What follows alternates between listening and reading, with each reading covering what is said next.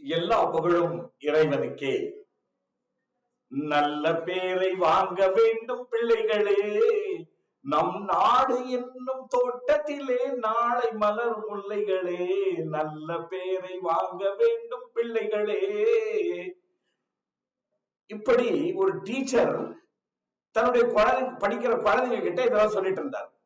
அப்போ குழந்தைங்க கேட்டாங்க டீச்சர் கிட்ட, ஐயா குணங்கள் எப்படி இருக்கணும் அப்படின்றது எங்களுக்கு புரிய வைங்களே அப்படின்னாரு. அதுக்கு அந்த டீச்சர் ஒரு சின்ன ஒரு விளையாட்டா ஒரு விஷயத்தை நடத்தி அதுல அவர் குணங்களை பத்தி குழந்தைங்களுக்கு எப்படி புரிய வச்சார் அப்படின்றத நம்ம பார்க்கலாங்க. வாங்க அந்த டீச்சர் பசங்களுக்கு எப்படி சொல்லி கொடுத்தார் அப்படின்றத நம்ம பார்க்கலாங்க. அவர் என்ன செஞ்சாருன்னா, இந்த மாதிரி 3 கண்ணாடி டம்ளர்களை கொண்டு வந்து டேபிள் மேல வச்சுட்டாருங்க. கூடவே நிறைய மினரல் வாட்டர் பாட்டில்ஸ் கூட கொண்டு வந்து வச்சிருந்தாருங்க. முதல்ல என்ன செஞ்சாருன்னா, ஒரு டம்ளர்ல தண்ணியை நிரப்பினாருங்க.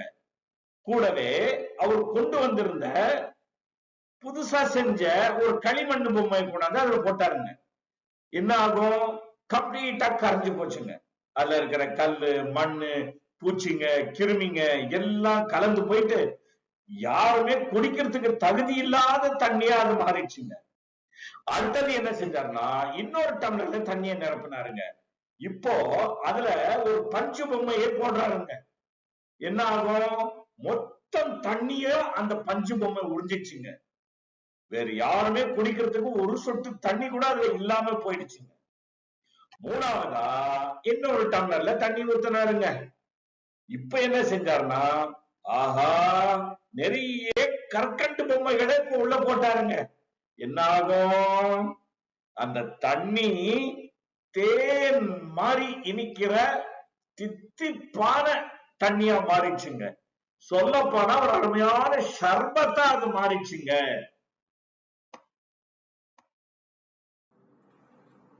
இப்ப இந்த விளையாட்டு ஒரு சின்ன விளையாட்டு மாதிரி ஒரு விஷயத்தை நடத்திட்டு அந்த டீச்சர் என்ன சொல்ல வந்தார் அப்படின்றது அது குழந்தைகளுக்கு மட்டும் பிறந்துற மாதிரி இல்லைங்க. நம்ம பெரியவங்களும் இதை பத்தி ரொம்ப நம்ம யோசிச்சு பார்க்கணும். இதுல இருந்து நிறைய பாடங்களை கத்துக்கணும் அப்படின்றத நான் சொல்ல வரேங்க.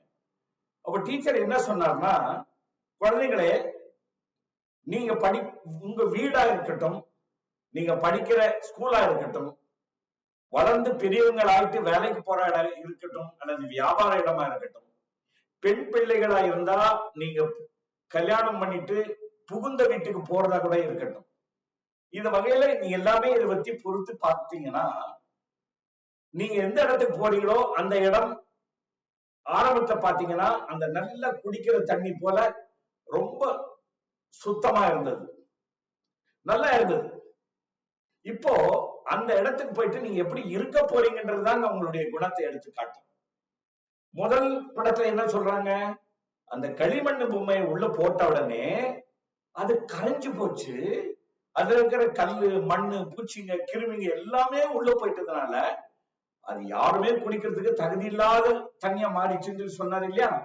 அதே மாதிரிதாங்க நம்ம சில இடங்கள்ல போன உடனே என்ன செய்யறோம்னா, அந்த இடத்துல சண்டையை போட்டு விட்டு, அந்த இடத்துல பெரியவங்களுக்கு நாங்க மதிப்பு கொடுக்காம, அங்க இருக்கிற நண்பர்களோடு நல்ல முறையில பழகாம, அங்க இருக்கிற உறவுகளோடு நல்ல முறையில நாங்க பழகாம இருக்கிற காரணத்தினால அந்த இடத்தையே நம்ம என்ன செய்யறோம்னா, நாத்தம் அடிக்கிற சாக்கடையா இருக்கிற மாதிரி நாங்க மாத்திடுறோங்க. இது ஒரு குணம். அடுத்ததான் பாத்தீங்கன்னா, ஒரு சிலர் என்ன செய்வாங்கன்னா, எந்த விஷயத்தை எடுத்தாலும் அந்த விஷயம் எல்லாமே எனக்கு மட்டும்தான் வேணும், எனக்கு வேணும், எனக்கு வேணும், எனக்கு வேணும்ன்றது அவங்க அப்படியே சுயநலமா இருந்து யாருக்குமே எதுவுமே கொடுக்காம எல்லாமே தனக்கு மட்டும் வச்சுக்கணும்ன்ற மாதிரி வாழ்வாங்க. இது ஒரு குணமுங்க. இன்னொரு குணம் இருப்பாருங்க, அது எவ்வளவு அருமையான குணம். மக்கள் உங்களை தேடணும், உங்களை பார்த்து எதிர்பார்த்துட்டு இருக்கணும். நீங்க எப்ப அந்த இடத்துக்கு போறீங்களோ அந்த இடத்துடைய சந்தோஷம் இரட்டிப்பாக பெருகணும், உங்களை பார்க்கறதுக்காக துடிக்கணும். எப்படி தேன் ஈரா மலர்களை தேடி போகும், ஆனா இந்த விஷயத்துல எப்படி இருக்கணும்னா, மலர்களே தேடி நம்ம தேனுக்காக அந்த தேன் பார்த்து வரணும், தேனியை பார்த்து வரணும், சுத்திக்கிட்டு இருக்கணும். நீங்க எந்த இடத்துல கொஞ்ச நேரம் நீங்க அங்க இல்லை அப்படின்னு சொல்லி சொன்னாலும் அங்க சந்தோஷம் இல்லாம போகிற மாதிரி ஒரு நிலை ஏற்படணும். ஏற்கனவே அவங்க சந்தோஷமாவே உட்கார்ந்து பேசிட்டு இருந்தாலும் நீங்க வரலையேன்றது காத்துக்கிட்டு இருப்பாங்க. நீங்க வந்த உடனே என்ன ஆகும்னா அந்த சந்தோஷம் இன்னும் ரெட்டிப்பா மாறிடும். நீ நடந்தால் நடையழகு, நீ சிரித்தால் சிரிப்பழகு, நீ பேசும் தமிழழகு, நீ ஒருவன் தான். அந்த மாதிரி ஒரு புகுந்த வீட்டுக்கு ஒரு பெண் போறாங்க அப்படின்னு சொல்லி சொன்னா அந்த மாமியார் வீட்டுல இருக்கிற சந்தோஷம் ஏற்கனவே இருந்த சந்தோஷத்தை இன்னும் ரெட்டிப்பாக்கி கொடுக்கணும். அங்க இருக்கிற அந்த மாமியார் வீட்டுக்காரங்க அத்தனை பேரும் இந்த மருமகளை பார்த்து அப்படி சுத்தி சுத்தி வரணும். அந்த அளவுக்கு நீங்க அன்பு காட்டணும். இந்த மாதிரியான ஒரு குணத்தை நாங்க கடைபிடிக்கணும்ன்றதுதான் அந்த டீச்சர் பசங்களுக்கு சொல்லி கொடுத்தாங்க. இது அந்த குழந்தைகளுக்கு மட்டும் பொருந்ததில்லை. நான் சொன்ன மாதிரி பெரியவங்களும் நிறைய யோசிக்க வேண்டியதா இருக்கு. அதனால யாரையுமே நாங்க முதல்ல வெறுக்க கூடாதுங்க. யாரையுமே வெறுக்க கூடாதுங்க. ஏன்னா எல்லாருமே கடவுளால் படைக்கப்பட்டவங்க தானேங்க. நம்ம யாரையுமே வெறுக்க கூடாது முதல். ரெண்டாவது, எல்லாருக்கும் மரியாதை கொடுக்கணும். எல்லாருக்கும் மரியாதை கொடுக்கணும். சில தவறுகள் நடக்கும், அந்த தவறுகளை மன்னிச்சிடணும். அந்த தவறுகளை பெருசப்படுத்தி காட்டக்கூடாது, எல்லா இடத்துக்கும் சொல்லி காட்டக்கூடாது. 4 பேருக்கு முன்னாடியே உங்களுடைய மனசை புண்படுற மாதிரி எந்த விஷயத்தையும் பேசக்கூடாது.